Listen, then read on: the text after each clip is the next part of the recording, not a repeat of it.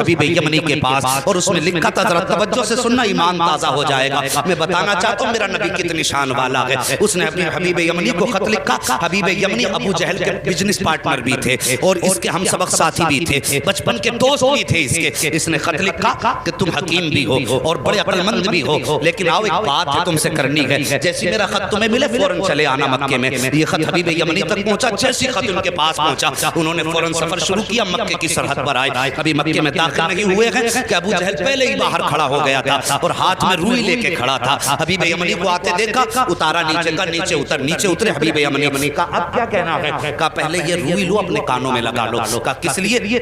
کہا کہ محمد کی آواز تمہارے کانوں تک نہ پہنچ جائے. کہا اس سے کیا ہو جائے گا؟ کہا تم نہیں جانتے ہو اس کی آواز جن کے کانوں تک پہنچ جاتی ہے پھر وہ انہی کی بولی بولنے لگ جاتا ہے, انہی کی بولی بولنے لگ جاتا ہے. حبیب یمنی نے کہا چل ٹھیک ہے یار بتا کیوں تو نے بلایا کس لیے ہے؟ کہا یار تجھے سچ بتاؤں؟ کہا ہاں. کہا رشتے میں بھتیجا لگتا ہے لیکن باتیں بڑی عجیب کرتا ہے. کہا کیا؟ کہ ہمارے خداؤں کو برا کہتا ہے. کہتا یہ پتھر کے خدا ہیں, یہ کچھ نہیں دے سکتے. وہ کہتا کہ ایک خدا ہے اور سب کو مرنا ہے, مرنے کے بعد اپنے اپنے زندگی کے اعمال کا حساب بھی دینا ہے. کہا یار ذرا سچ بتا کیا بندہ مر کے پھر سے زندہ ہو سکتا ہے؟ حبیب یمنی چونکہ پڑھے لکھے انسان تھے کہنے لگے یار باتیں تو وہ سچی کرتا ہے. جس نے جب کچھ نہ تھے تب پیدا کر دیا تو اگر وہ مارنے کے بعد پیدا بڑا زندہ کر دے تو کون سی بڑی بات ہے؟ کہا یار ذرا ساتھ چل. ہاتھ پکڑا ابو جہل نے حبیب یمنی کا. اپنے نبی کی شان ملاحظہ کرو. اپنے گھر میں لایا. اب حبیب یمنی کہتے بلایا کس لیے ہے تو نے؟ کہا یار میں نے تجھے اس لیے بلایا ہے ذرا اس کا علاج تو کر دے. تو حکیم ہے, نبض پکڑ کے دیکھ لے, اس کا علاج کرنا ہے. حبیب یمنی کہتے ہیں ٹھیک ہے بلاؤ, میں ہاتھ پکڑ کے دیکھوں گا. اب ذرا توجہ سے سننا, یہ دشمن کی بولی ہے. سچ وہ ہوتا ہے جو سر چڑھ کے بولا کرتا ہے. اگر کوئی اعلیٰ حضرت کو گالی دے تو اس کے بکواس کرنے سے اعلیٰ حضرت کے رتبے کم نہیں ہو جاتے ہیں. مخالف اسی کے ہوتے ہیں جو حق پہ ہوا کرتا ہے, دشمن اسی کے ہوتے ہیں جو سچ پہ ہوا کرتا ہے. کبھی اہل غیرے کا کوئی مخالف نہیں ہوا کرتا ہے. ذرا توجہ سے سننا پیارے. ابو جہل نے کہا تھا کہ میں نے تجھے علاج کے لیے بلایا ہے. کہا ٹھیک ہے بلاؤ. کہا کیا کرے گا؟ کہا نبض پکڑ کے دیکھوں گا. ابو جہل کہنے لگا یار اگر تو نے نبض پکڑ لی تو بات ہی ختم ہو جائے گی. کہا کس لیے؟ کہا ہاتھ مت پکڑ لینا. کہا کیوں؟ کہا جو اس کے ہاتھ میں ہاتھ دے دیتا ہے پھر وہ بولی اس کی بولنے لگ جاتا ہے. کہا یہ کہنا کیا چاہتا ہے؟ تب ابو جہل نے کہا تھا یار سن بات سچی ہے لیکن ذرا دماغ میں اتار لینا. ایک دن میں گیا تھا محمد کے پاس اور میرے ہاتھ میں پتھر تھے. میں نے جا کے کہا تھا بتا میری مٹھی میں کیا ہے؟ تو انہوں نے میری طرف دیکھا اور دیکھنے کے بعد کہا اگر میں بتاؤں تو کیا کمال ہوگا, اگر یہ خود بتائیں جو تیری مٹھی میں تب کمال ہو جائے گا. کہا میں خوش ہو گیا. میں سوچنے لگا یار اب تو یہ پھنس گئے ہیں, میرے ہاتھ میں پتھر ہے اور پتھر بولا نہیں کرتے ہیں. کہا یہ سوچ کے میں نے کہا ٹھیک ہے انہی سے کہلوا دو. میرے نبی نے فرمایا کنکریو, اگر میرے نبی نے فرمایا جو تیری مٹھی میں ہے اگر میں بتاؤں گا تو کوئی کہے گا کسی نے بتا دیا ہوگا. آخر اس مٹھی میں رہنے والی چیز سے پوچھ کے ہم کون ہے. جیسی اس نے کہا بہت خوش ہوا, کان کے قریب مٹھی لگائی. جیسی کان کے قریب لگائی تو پتھر کہہ رہے تھے لا الہ الا اللہ محمد رسول اللہ. ابو جہل کہنے لگا او یار یہ ہاتھ کا کمال ہے, ہاتھ مت پکڑ لینا, اگر اس کا ہاتھ پکڑ لو تو بات ہی ختم ہو جاتی ہے. ہاتھ یہاں پکڑتا ہے رب کی رحمت پہ جا کے چھوڑ دیتا. اللہ اکبر.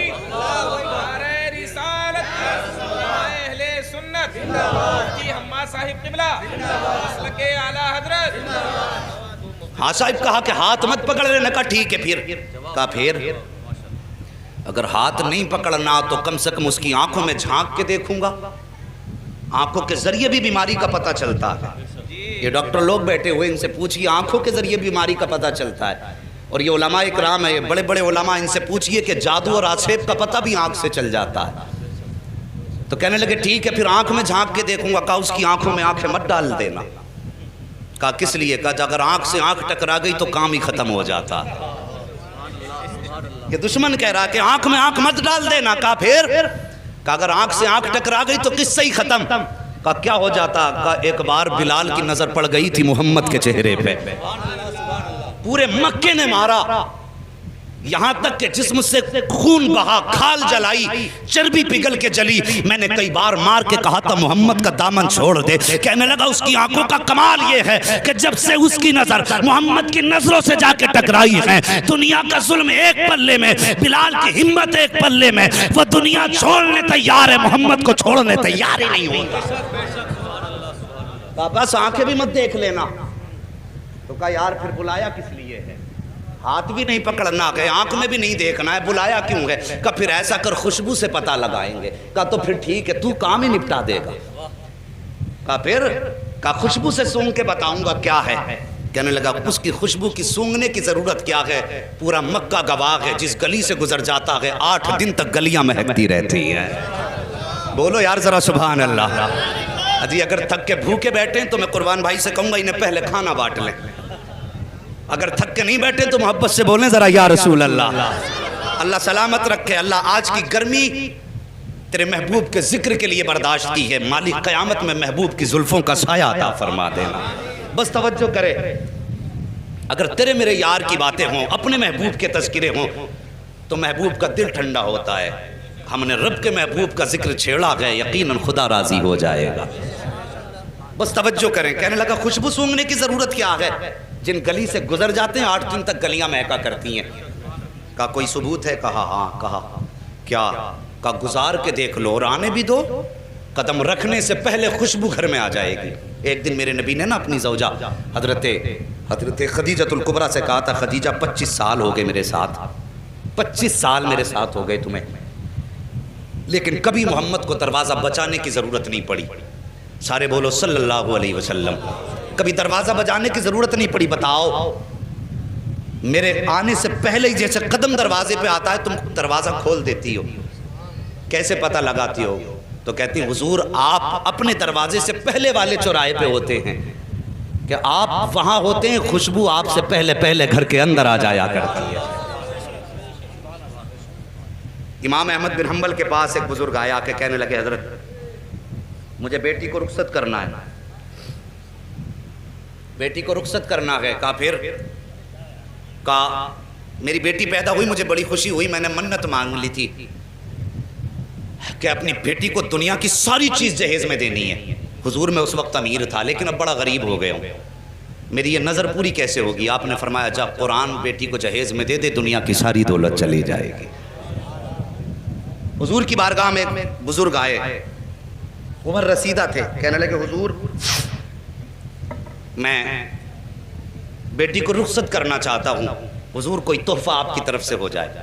میرے نبی نے فرمایا جاؤ بیری کی لکڑی توڑ کے لاؤ۔ وہ ایک لکڑی توڑ کے لائے، حضور نے نا یوں، توجہ ہے اشکر بھائی، حضور نے یوں اپنے بازو سے رگڑی اور اس پہ سرکار کا پسینہ لگا اور فرمایا جاؤ یہ عطر اپنی بیٹی کے لگا دینا۔ کیا فرمایا؟ جاؤ یہ پسینہ میرا اپنی بیٹی کے لگا دینا۔ مورخین نے لکھا ہے لے کر کے گئے وہ پسینہ سرکار کا بیٹی کے لگایا، جب داماد آئے گھر کے اندر تو وہی پسینہ داماد کے لگایا۔ اللہ اکبر۔ مورخین اور محدثین فرماتے ہیں کہ ان میں تو خوشبو آتی رہی جب تک جیے، لیکن ان کی 7 پشتوں تک مصطفیٰ جان رحمت کی خوشبو آتی رہی تھی۔ اور امام قسطلانی جو سرکار کے 900 سال کے بعد پیدا ہوئے، آپ فرماتے ہیں جب میں اس گلی سے گزرا جس گلی میں وہ نسل آباد جس پر مصطفیٰ کا پسینہ لگا تھا، امام قسطلانی فرماتے ہیں 900 سال گزر گئے، 900 سال کے بعد ایک بچہ میرے سامنے سے گزرا، جب میرے آگے سے گزرا اس کے بدن سے مدینے والے محمد کی خوشبو آ رہی۔ کہنے لگا سونگ مت لینا ورنہ 7 پشتوں تک مہکتا رہے گا۔ کہا جی پھر تو ہو گیا کام۔ حبیب یمنی نے اٹھایا اپنا سامان اور چل دیے۔ بھائی کدھر جا رہے ہو؟ کہا علاج کا تو یہ طریقہ ہی نہیں بچا، ہاتھ میں نہیں دیکھ سکتا، آنکھ میں نہیں جھانک سکتا، خوشبو میں نہیں سونگ سکتا، تو بتا پھر علاج کیسے کروں گا؟ بھائی راضی ہو جا، غصہ نہ ہو، ٹھنڈے دماغ سے ذرا کام لے، بیٹھنا ہم انتظام کر لیں گے۔ کہا پھر؟ کہا ملاقات کر لے۔ کہا ٹھیک ہے ملاقات کر لیتے ہیں۔ جگہ کا تعین، کدھر جانا؟ کہا ان کے ہاں تو نہیں جائیں گے، انہیں اپنے گھر بلا لیتے۔ توجہ کرنا، کیا کہا؟ انہیں اپنے، ذرا سارے کہہ دو، اپنے گھر بلا لیں گے، اپنے۔ کاش اللہ اس آمد کے صدقے میں آج بھی مصطفیٰ کی آمد ہو جائے، واللہ وہ سن لیں گے، فریاد کو پہنچیں گے، اتنا بھی تو ہو کوئی جو آ کرے دل سے۔ کہا گھر بلا لیتے۔ المختصر یہ فیصلہ ہو گیا، سرکار کی بارگاہ تک خبر پہنچی، اسلام کا ابتدائی دور ہے۔ کہا حضور آپ کو فلاں جگہ پہ آنا پڑے گا۔ ابو جہل جس کا لقب ہے، مشہور ہے دنیا میں لفظ ابو جہل سے، کیونکہ میرے نبی نے ایک بار ابو جہل کہہ دیا تھا، آج تک پوری دنیا ابو جہل کہہ رہی ہے، اور حضور نے ایک بار کہہ دیا تھا تمہارا نام ابو ہریرہ ہے، پوری دنیا سے نام بھولے بیٹھی ہے۔ حضور جو کہہ دیں وہی پتھر کی لکیر ہے۔ توجہ کیجئے۔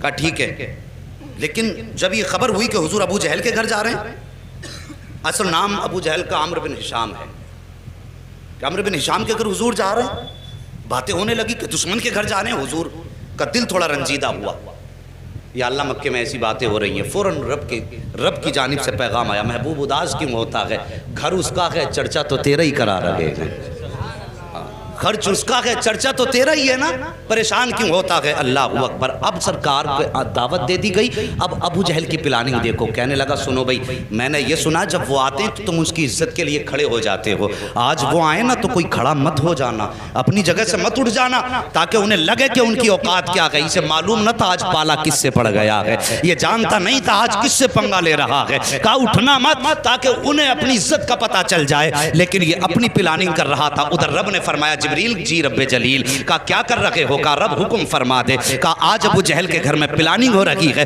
محبوب آئے تو پھر کسی کو اٹھنا نہیں ہے، کہا جاؤ فرشتوں کی جماعت ساتھ لے کے چلے جاؤ، اور جتنے بیٹھے ہیں نا ابو جہل عتبہ شیبہ بڑے بڑے دشمن، سب کے پیچھے جا کے ایک ایک فرشتہ کھڑا کر دو، جیسے محبوب پہنچے اور جو اٹھنا نہ چاہے، جبریل تیری ذمہ داری ہے کان پکڑ کے اس کو سیدھا کھڑا کر دینا۔ آج بھی لوگ بھونکا کرتے ہیں کہ سلام کھڑے ہو کے کیوں پڑھتے ہو، قیام تعظیمی یہ رب کراتا ہے، اور قیام تعظیمی سے روکنا تمہارے باپ ابو جہل کا کام تھا، انہوں نے کہا کھڑا نہیں ہونا کسی کو بھی، اور رب نے فرمایا دیکھوں آج کون کھڑا نہیں ہوگا، محبوب میرا جسے میں چاہوں گا وہ کھڑا ہوگا، اللہ اکبر۔ جب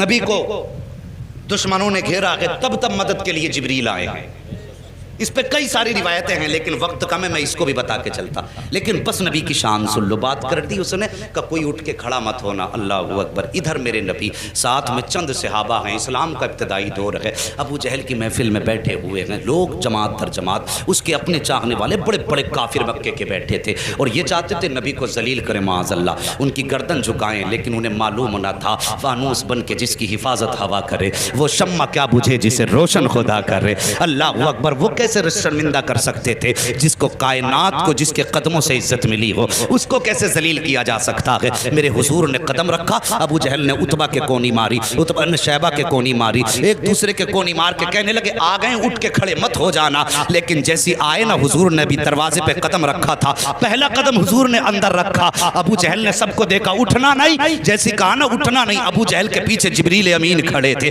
سب سے پہلے ابو جہل کا کان پکڑا اور سیدھا کھڑا کر دیا، جب ابو جہل کھڑا ہوا عتبہ خود کھڑا ہو گیا، شیبہ خود کھڑا ہو گیا، دشمن خود بخود کھڑے ہو گئے، جب سب کے سب کھڑے ہو گئے میرے حضور نے اندر قدم رکھا، آئے عزت سے اپنی جگہ پہ بیٹھے، اور بیٹھنے کے بعد پھر پوری جماعت پہ ایک نگاہ ڈالی، جب نگاہ ڈالی ایک دوسرے کو تک رہے تھے، عتبہ شیبہ سے کہہ رہا تھا یار کیوں کھڑا ہو گیا، شیبہ عتبہ سے کہہ رہا تھا تو کیوں کھڑا ہوا، سب مل کے چودھری ابو جہل سے کہہ رہے تھے تم کیوں کھڑے ہو گئے، وہ کہہ رہا تھا یار مجھے خود نہیں پتا چلا میں کیسے کھڑا ہو گیا ہوں، میرے حضور بیٹھے ہیں، اور بیٹھنے کے بعد پھر میرے آقا نے فرمایا تھا چھوڑ دے اس کے کان، اتنا کہا نہ دھڑام سے ابو جہل نیچے گرا، جیسے نیچے گرا حبیب یمنی کہتے ہیں او حبیب یمنی نے کہا تھا ابو جہل پتا چل گیا ہے کہ سچا کون ہے جھوٹا کون ہے، تیرے کھڑے ہونے نے بتا دیا ہے کہ جھوٹا تو ہے، سچا رب نے محبوب کو بنا کے بھیجا ہے۔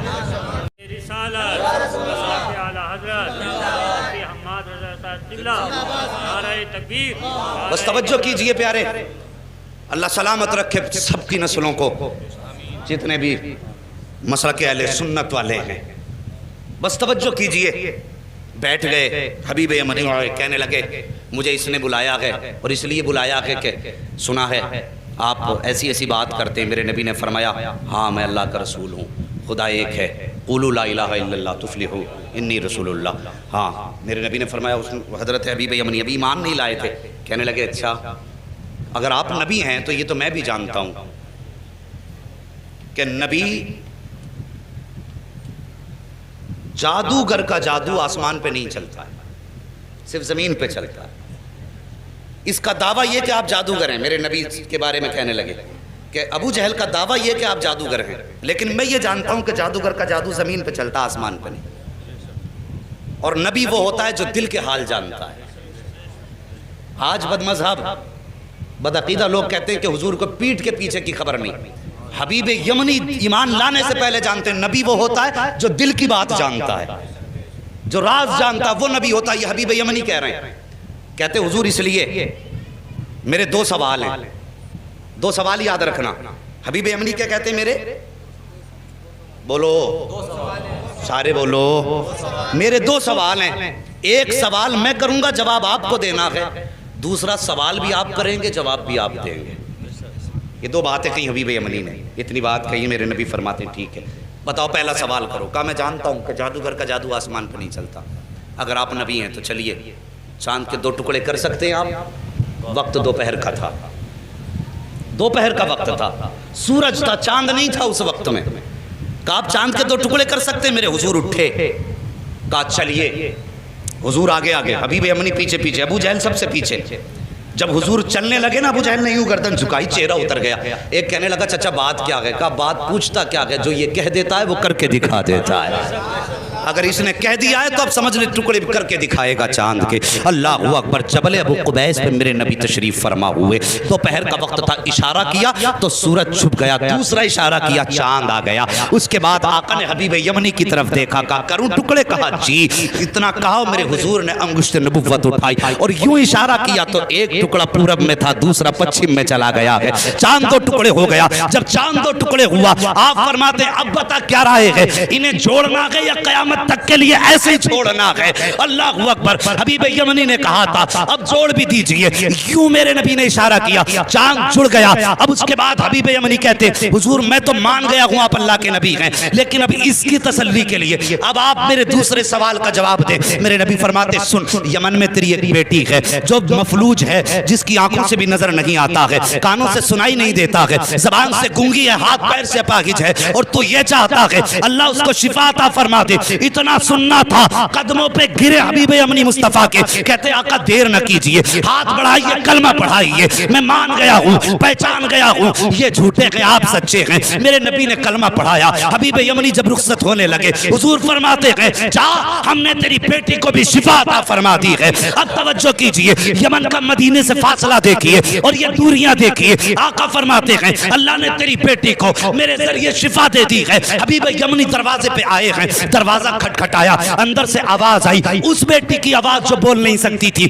کہتی بابا ٹھہریے ابھی آ رہی ہوں. بچی جو چل نہیں سکتی تھی توڑ کے دروازے پہ آئی ہے. دروازہ کھولا, حبیب یمنی نے بیٹی کو دیکھا, زارو قطار رونے لگے. فرماتے بیٹی یہ کیسے ہو گیا, کیسے ٹھیک ہو گئی؟ بچی نے کہا تھا بابا دوپہر کا وقت تھا, میں لیٹی ہوئی تھی, لیکن اچانک شور ہوا کہ اندھیرا ہو گیا ہے. اندھیرا ہو گیا ہے بابا, مجھے تو نظر نہیں آتا, لیکن جیسی شور ہوا اندھیرا ہو گیا. میں یہ سمجھی رات ہو گئی ہے, میں لیٹی, میری آنکھ لگ گئی. کیا دیکھتی ہوں؟ خواب میں بڑے حسن والا چہرہ, بڑی خوبصورت وجاہت والا ایسا چہرہ تھا بابا کہ نظر پڑنے کے بعد ہٹنے کا نام نہیں لے رہی تھی. وہ میرے خواب میں آیا, اس نے آ کے میرے سر پہ ہاتھ رکھا. بابا ہاتھ لگنے کی دیر تھی کہ میرے پورے بدن کو اللہ نے شفا بخش دی ہے, اور بابا مجھے کلمہ بھی پڑھا کے گیا ہے. اللہ اکبر. اتنا سنا, بیٹی کے سر پہ ہاتھ رکھ کے حبیب یمنی روئے اور کہتے بیٹی میں بڑے نصیب والا ہوں, جس کی تو بات کر رہی ہے میں اسے دیکھ کے بھی آیا ہوں, اس کے ہاتھ میں ہاتھ دے کے بھی آیا ہوں, اور اس کے شہر میں کلمہ پڑھ کے آیا ہوں. تب بیٹی نے رو کے کہا تھا بابا نصیب والے آپ نہیں ہو,